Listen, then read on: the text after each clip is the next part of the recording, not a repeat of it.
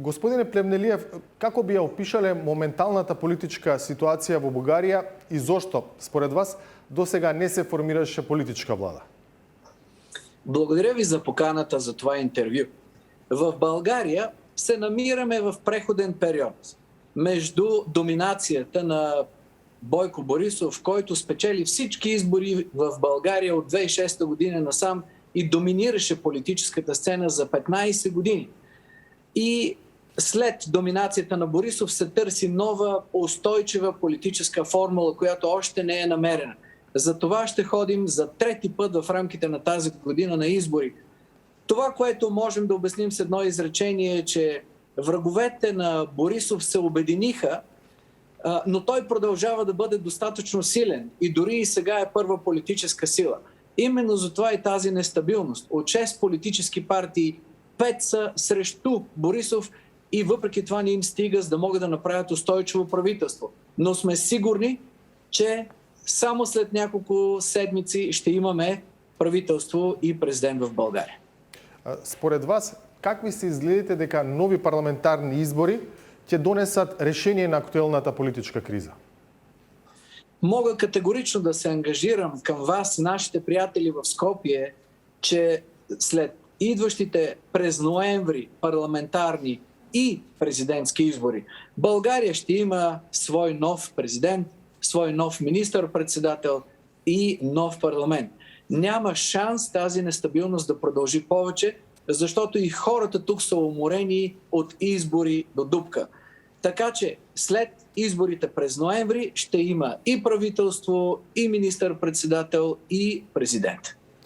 Господине Плевнелиев, вие сте со бекграунд од ГЕРБ и пред изнесло време изјавивте дека оваа политичка партија не може толку лесно да биде оттргната од политичките процеси во земјата. Дали според вас ГЕРБ може да се надева на игра за формирање влада последните избори или сепак мнозинството треба да се бара во договор меѓу така наречените протестни партии во земјата? От 2006 година насам, вече 15 години, политическа партия ГЕРБ е водещата политическа сила в България. Включително и на последните избори, които се проведаха през 2021 година, ГЕРБ продължава да бъде първа политическа сила, въпреки сериозните удари срещу нея.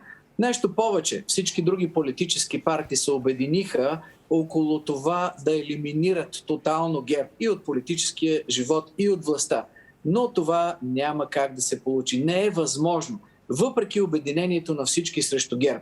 Затова има два варианта от тук нататъка. ГЕРБ има своите партньори, своята сила и е възможно да направи коалиционно управление. Разбира се, ще видим какъв ще е гласът на народа. Също така е възможно и ГЕРБ да не участва в следващото правителство, което ще се формира в края на ноември от политическите опоненти на Бойко Борисов. Но така или иначе е повече от ясно, че българите се умориха от избори, правителство ще има. Актуелниот председател Румен Радев од Блед изјави дека притисокот врз Бугарија на тема Северна Македонија расте и допрва ќе расте. Тој дури ги повика и релевантните политички партии во Бугарија да го имаат тоа во предвид. Дали вие гледате можност за деблокада на евроинтеграциите на Северна Македонија во следните месеци и под какви околности би било тоа? Знаете ли, каквото и да говорят политическите лидери, има нещо отвъд политическото говорене. И това са реалните резултати, реалните реформи, които хората да видят, да разберат. Много е важно нашите приятели в Република Северна Македония, нашите братя да разберат. Да, ние сме като братя и като братя сме се изпокарали в момента. И понякога тази караница точно между братя, като че най-тежката и най-трудната за решаване. И тя ще се реши не с натиск отвън. Тя ще се реши между нас, когато седнем и честно постигнем резултати, така че и двете страни да се убедят, че въпросите се решават. Съединените щати ще продължат да натискат България, защото в Скопие вярват, че Съединените щати са стратегически партньор. Но те са стратегически партньори на България. И не забравяйте, че България купува за милиарди американски самолети. България строи газопроводи за милиарди, където американската газ да може да стигне до Европа. Така че само с натиск от Съединените щати или от Европейския съюз, където да, Република Северна Македония получава разбиране и България получава много ясен сигнал, че трябва да се намери решение. Но България е член на Европейския съюз. Решението е много елементарно, скъпи приятели, и на мен ми се ще управляващите, лидерите в Скопие да го разберат. С натиск няма да стане. Не стана с Гърция, няма да стане и с България. Ако погледнете назад във времето, преди повече от 25 години, лидерите в Скопие имаха шанс да изберат дали да се конфронтират с Гърция, която е държава членка на Европейския съюз и НАТО, или да сътрудничат с нея, да се намери решение по проблемите.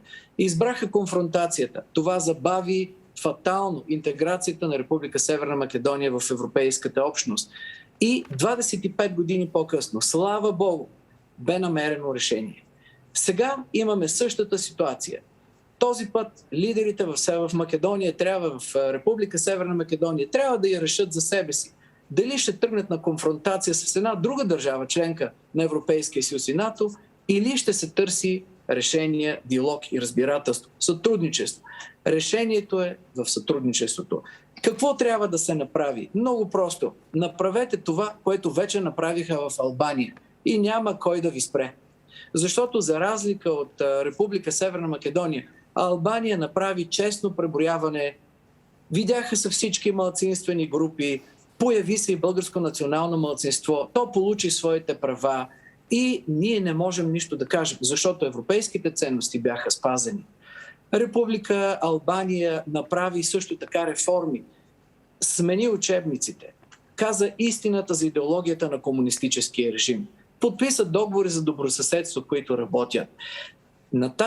От тази гледна точка, с натиск, просто само и с лобиране не е добър път, за да се решат проблемите между Република Северна Македония и България. Трябва действие от страна на Скопие и резултати. Това ще отключи портата, независимо кой и да управляващи в България. Конкретно околу тоа дека треба некакви активности или чекори од Скопје, што во овој меѓупериод, според вас, може и треба да направат властите во Северна Македонија за да го олеснат евентуалниот компромис, кога за тоа би дошло време? Добре е нашите приятели и братя в Република Северна Македония да разберат един много важен принцип. Да, НАТО е геополитика. И именно за това България подкрепи Република Северна Македония безусловно за членството в НАТО, защото това е геополитика. Но Европейския съюз е ценност. Решението на проблемите между България и Република Северна Македония се базира единствено и само на европейските ценности и не е трудно за постигане. Но и двете държави трябва да се придържат. Какви са тези действия, които трябва да бъдат направени в Скопие така, базирани на европейските ценности, че никой да не може да ви спре. Нито България, нито който и да било. В моите очи те са много елементарни, но все още не са направени. И Република Северна Македония трябва да извърви този път и трябва да направи тези реформи. Първо, европейската ценност е да няма език на омразата. Когато аз бях държавен глава, се наслушах ден след ден как България, ние българи сме татари, фашисти, окупатори. Една добра думичка не се каза през всичките тези години. Дайте да се обединим, че езикът на омразата трябва да остане отзад и настрани, когато става въпрос за отношенията между двете държави. Защото това е европейска ценност. Второ, добросъседството е европейска ценност. Ние имаме договор за добросъседство, но в България има усещането, че той не се спазва.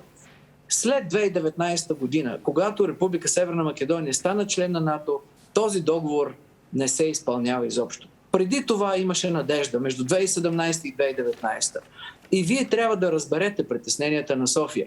Тук хората казват и обществото е абсолютно обединено, че добросъседството е важен, изключително важен принцип, европейска ценност. Вие трябва да знаете, че България преди 30 години имаше много тежки проблеми за решаване, именно добросъседски, с Гърция, с Турция. Знаете ли, че повече от 150 години българската пропаганда обясняваше как Турция е враг номер 1, турско иго, Турция е окупатор, убиец. Но ние намерихме сили в България в рамките на добросъседските отношения и подписания договор за добросъседски отношения между България и Турция да решим всички въпроси преди 25 години. ние имахме териториални проблеми с Турция по едната на река Резовска. Ние променихме учебниците в България и казахме истината. И вече не е турско робство, а е османско владичество. Децата в България се учат на толерантност. Те знаят истината за този период, а не просто само пропагандата. И днес България е голям приятел с Турция. Виждате, че миграционният натиск към България е практически нулев. Но това са добросъседски отношения в действие. Какво трябва да се направи в Скопие? Договора за добросъседство трябва да проработи. По същият начин трябва да има минимум едно писмо от Скопие към Организацията за Обединените нации, което да бъде разчетено като отказ от териториални претенции. Защото, скъпи приятели, навсякъде се говори за Северна Македония, Северна Македония, Северна Македония. Но правилното име е Република Северна Македония, защото това е държавата. А Северна Македония е географски регион. И вие трябва да разберете, вашите български приятели и братя, че в Северна Македония попадат и части от България. Самият аз съм раждан в Гоце Делчев, живял в Благоевград, които са част от българската част на географския регион Македония. Но да, България приема държавата Република Северна Македония. И държавата Република Северна Македония трябва да прати едно писмо, най-малкото в знак на добра воля към България, до Организацията на Обединените нации, до Европейския съюз и да каже: да, държавата Република Северна Македония не бива да се идентифицира с географския регион Северна Македония, защото тя е една част от него. Докато това не се случи, няма как да се случи европейската ценност за върховенство на правото и отказ от териториални претенции. Затова обобщавам, скъпи приятели, има реформи и работа за вършене. В Албания ги направиха и те са днес по-напред. Направете честно преброяване. Дайте шанс, ако има българско малцинство, които са достойни граждани на Република Северна Македония, които спазват нейната конституция и нейните обичаи, така както в Сърбия има българско малцинство и той има своите учебници, той има своите права, така както в Албания има българско малцинство. Дайте шанс при едно честно преброяване на харвати, на българи, нека и те да бъдат вписани в конституцията, така както и други нации, които днес определят народа на Република Северна Македония. Ние, още веднъж да го кажа в прав текст, не е вярна пропагандната теза, че България оспорва вашият език. Това не е вярно. Не е вярно, че ние оспорваме вашите територия или вашето право на самоуправление. Това не е вярно. Единственото, което България иска, е европейските ценности да се спазват. Да няма повече език на омразата на държавно ниво. Да няма териториални претенции. Те да се изключат веднъж за винаги. Да стане ясно, че договора за добросъседство работи.